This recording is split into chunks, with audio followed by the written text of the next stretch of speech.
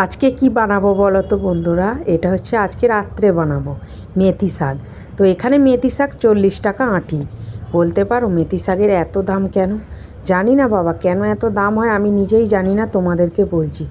তো তো আজকে বানাবো মেথি শাকের তরকারি। একটু পাঁচফোড়ন দেবো, একটু লঙ্কা দেবো, আর এমনি সাদা মাটা আলু দিয়ে করবো। একটু বড়ি দিলে ভালো হয়, শহরে আর বড়ি কোথায় পাবো বলো? গ্রামে বড়ি বেশি থাকে, তো এখানে ডাল বেটে বড়ি দিতে জায়গা নেই, তার জন্য একটু অসুবিধা, শাক ভাগ বানাতে একটু অসুবিধা হয়। তো শহরে এই একটা অভ্যাস, কিছু কিছু জিনিস পাওয়া যায় না, কিছু কিছু জিনিস আবার পাওয়া যায়। অভ্যাস কি, এটা একটা শহরের নিয়ম যাই বলো। তো যাই হোক, আমি মেথিগুলো কেন আগে থেকে কেটে রাখছি, আগে থেকে কাজটা গুছিয়ে রাখলে রান্নার সময় অসুবিধা হয় না, তাড়াতাড়ি হয়ে যায়।